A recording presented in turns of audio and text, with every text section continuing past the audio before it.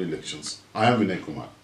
कार्यक्रम जनादेश 2019 में हम विभिन्न मुद्दों और चुनाव संबंधी समाचारों पर बात करेंगे। इन विभिन्न मुद्दों पर चर्चा के लिए हम स्टूडियो में बैठे विशेषज्ञों के साथ साथ अपने क्षेत्रीय संवाददाताओं को भी कार्यक्रम में शामिल करेंगे।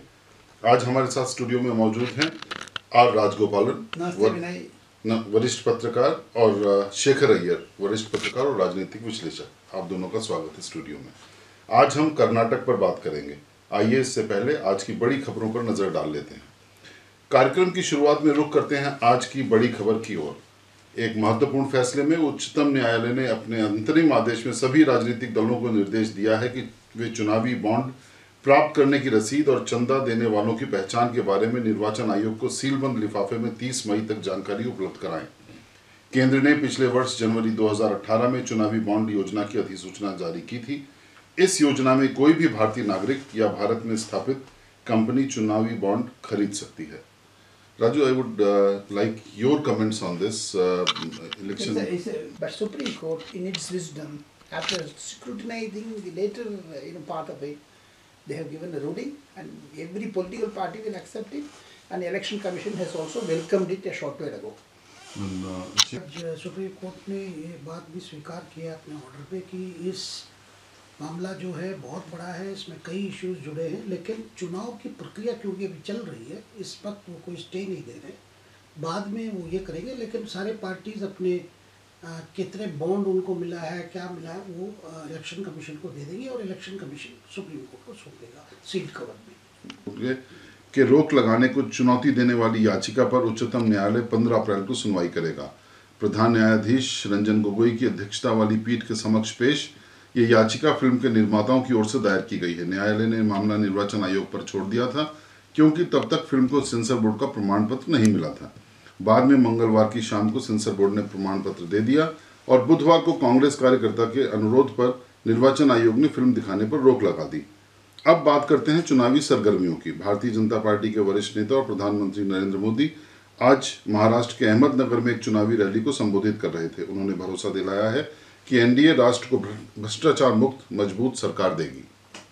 उद्योग और सेवा जैसे विभिन्न क्षेत्रों में एनडीए सरकार द्वारा कई विकास योजनाओं को लागू करने के बारे में विस्तृत जानकारी दी। उन्होंने ये भी आश्वासन दिया कि कृषि सम्मान योजना से किसानों को और लाभ पहुंचेगा तथा जल संकट की समस्या के समाधान को वरीयता दी जाएगी। इसके अलावा प्रधानमंत्री आज कर्नाटक में गंगावती और केरल में कोझिकोड में भी चुनाव रैलियों को संबोधित कर रहे हैं। वहीं दूसरी ओर भारतीय जनता पार्टी के अध्यक्ष अमित शाह ने अपने चुनाव प्रचार अभियान में ओडिशा के क्योंझार में रैली को संबोधित किया। इसके बाद छत्तीसगढ़ में राजनांदगांव में एक जनसभा करने जा रहे हैं। समाजवादी पार्टी अध्यक्ष अखिलेश यादव भी आज पीलीभीत में एक जनसभा कर रहे हैं। कांग्रेस नेता ज्योतिरादित्य सिंधिया हाथरस में रोड शो कर रहे हैं, जबकि राष्ट्रवादी कांग्रेस पार्टी के प्रमुख शरद पवार सांगली में एक रैली को संबोधित करेंगे। उत्तर प्रदेश में केंद्रीय मंत्री और भाजपा नेता जगत प्रकाश नड्डा आज प्रयागराज में पार्टी कार्यकर्ताओं की बैठक को संबोधित कर रहे हैं। कांग्रेस अध्यक्ष राहुल गांधी ने आज तमिलनाडु के कृष्णगिरी में राजनीतिक रैली को संबोधित करते हुए कहा कि प्रधानमंत्री नरेंद्र मोदी द्वारा नोटबंदी की कार्रवाई से आम लोगों को बहुत ज्यादा नुकसान पहुंचा। का यह भी कहना था कि न्याय योजना गरीबों को वित्तीय सहायता देकर गरीबी उन्मूलन की योजना है। इस बीच लोकसभा चुनावों के चौथे चरण के लिए आज नाम वापस लेने की अंतिम तिथि है। इस चरण में 29 अप्रैल को 9 राज्यों के 71 संसदीय निर्वाचन क्षेत्रों में वोट डाले जाएंगे। Now let's move on to our theme for today, discussion on electioneering in Karnataka. But first, let's listen to a report from our IR correspondent who had sent this dispatch. But if we look at 2014 last Lok Sabha elections, BJP won 17 seats, very impressive show, and Congress 9, and JDS could win 2. And BJP's vote share was 43.37%, and Congress had 41.15%, and JDS had around 11%. So Karnataka is also seen as the gateway to South for BJP because they had their first government there, state government there. And do you think this door is half open or fully open for BJP? The route of RSS and BJP for southern states are concerned. When you have this type of 3-4 gateways, my feeling is election is very tough. My understanding also, Congress is under tremendous amount of great, interesting days are ahead. There is an infight between JDS and Congress that is going to cost them much more. Therefore, my feeling is the election is tough, but BJP has a major opening. That is what I feel, Vinay. And in our report also, we heard that people are not very happy with Congress, JDS combined state government, the way it is functioning. And Prime Minister Modi has also addressed rallies in Karnataka. Then we had some very senior leaders from Karnataka in BJP. So how it is, इस बार आपको कैसा किस तरह की performance रहेगी? देखिए अभी 1 साल से ये चल रहा है, ये जो कोलिशन, किसानों की कर्जा माफ़ की बात हुई लेकिन उसका पूरा इम्प्लीमेंट नहीं हुआ।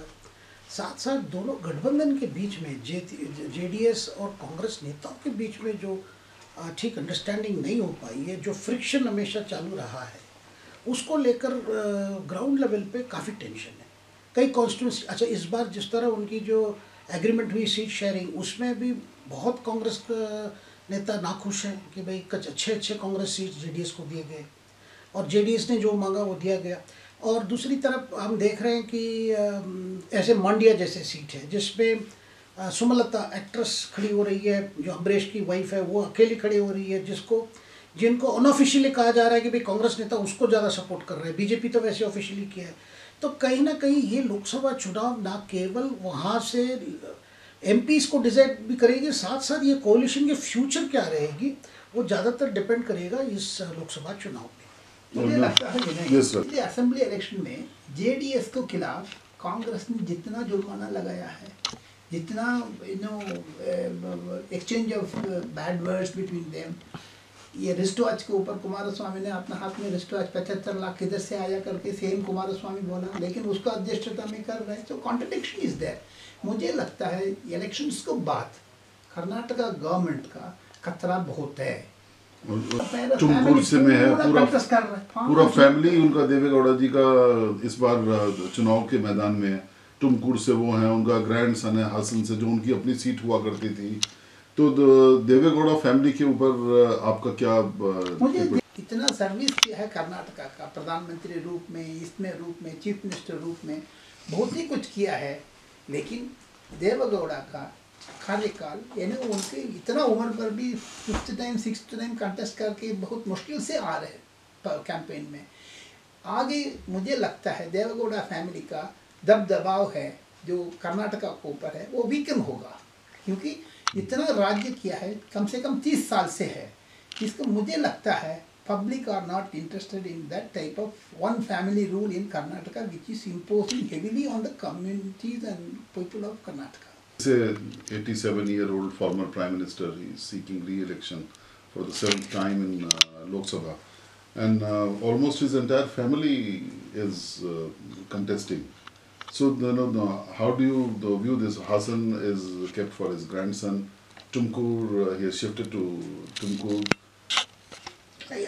Which Devagoda is the father figure, it has become more a family thing, and this has caught resentment among other JDS leaders, and this is not liked by the Congress leaders also. You see, the grandfather is contesting from one constituency, 2 sons are contesting from 2 constituencies, and already Revanna is minister, the other son Kumaraswamy is the chief minister.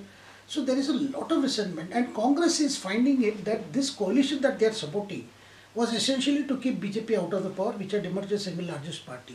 So more and more of this family politics dominating the coalition has not been much to the liking, only because of compulsion, and Congress High Command also said you manage the show till the Lok Sabha election. That is why there is a feeling that the entire thing will be reviewed by both the parties as to what to go ahead.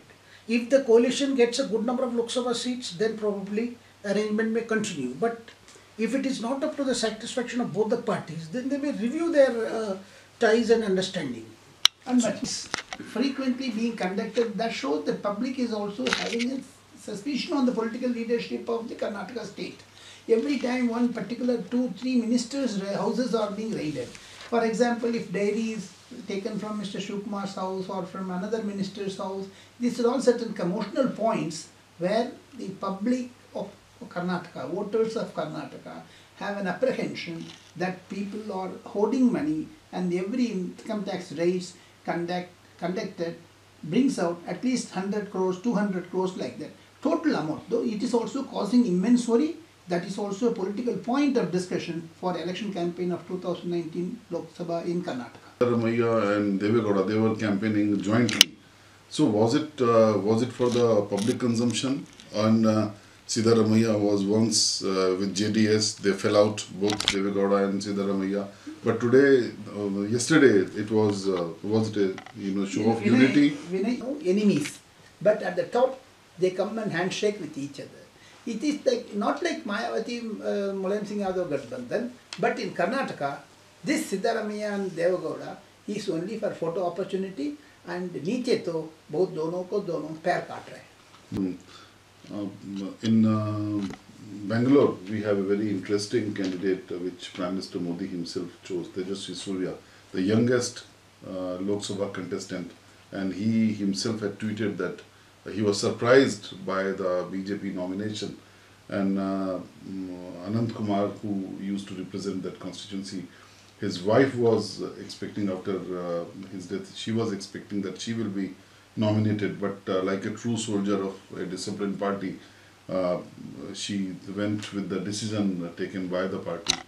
So Tejasvi Surya has also been in the news of late in TV debates, in meetings, in political rallies. So is it also a move by Prime Minister himself that Bangalore is a young city with IT professionals and a lot of young crowd in Bangalore? So to woo them towards his party.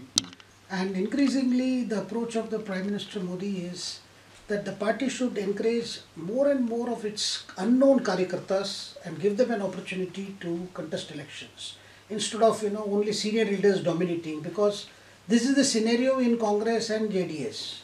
So by showing that young people can get an opportunity in BJP, and particularly in a seat like South Bangalore. South Bangalore is considered a BJP stronghold. Anant Kumar has contested there 5 times, but unfortunately passed away last year. Since then, BJP was looking for a young face. Of course, you mentioned about widow of Anant Kumar was also willing to contest elections. But the party chose that this is a time for a generational change. This is a time to give some young, fresh people opportunity. And this is because last time they had done it in the case of Mysore. Now they have done it in the case of Bangalore South. Because Modi ji wants to show that the BJP is willing to take risk by giving these young people an opportunity. So that a positive message go to voters that BJP is conscious of the aspirations of young people. Particularly in a city like Bangalore, which is today a cosmopolitan city. It's the capital of Karnataka, but it's also one of the important capitals of India. So that message had to go, and that is how we are seeing. The reason is we are going to attack the dynasty. Therefore, we cannot be giving to another dynasty in the party.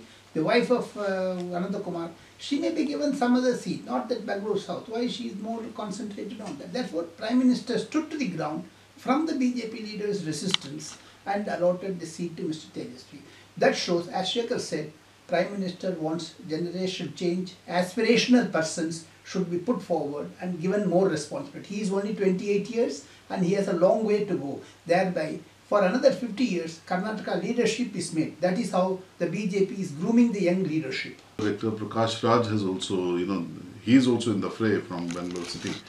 So both of you, how do you see his stepping into political arena, particularly after his friend Gauri Lankesh, journalist, who was assassinated? Like Kamal Hassan leadings, and they speak against one particular community, one particular political party, one particular ideology like that. My understanding is Prakash Raj is not going to give a tough fight to the opponent. And like any other candidate, he is also one among them in the fray. And he has also said that he's part-time politics, he's a part-time politician type of thing, but BJP is portraying him in Karnataka. And Belgaum, which will go to polls in the 3rd phase on April 23rd. So Karnataka is voting in 2 phases, April 18 and 23rd. Chitradurga, Belgaum, all that adjoining Goa and towards the coast of Goa. that belt will be voting in the third phase. So the mining is also an issue, illegal ban on mining and a lot of unemployment due to that, and lack of it has cost revenue also to the state government. So do you think these will also be issues coming up, and as Raju was pointing out, money power that we hear so often in particularly in Karnataka and Tamil Nadu. Rates have brought out a lot of unaccounted cash.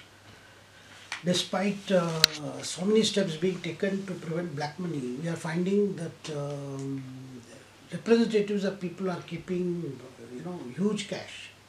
You mentioned about the problem of mining in Bellary and Bellary belt. Mining was banned by Supreme Court.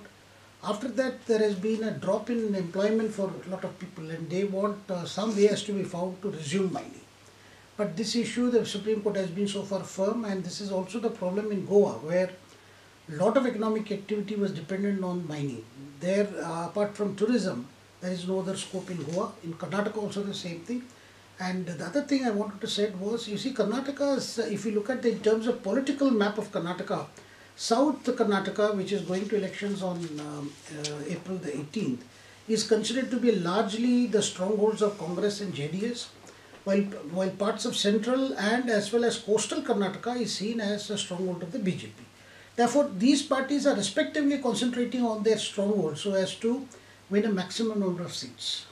And you were saying that the door is not half open. Yeah. It may be fully open for BJP this time. And R. Rajgopalan and Shekhar Iyer हमारे studio में आने, विभिन्न मुद्दों पर चर्चा करने और हमारे श्रोताओं को बहुमूल्य जानकारी देने के लिए बहुत बहुत धन्यवाद। धन्यवाद। आपको हमारा ये कार्यक्रम कैसा लगा?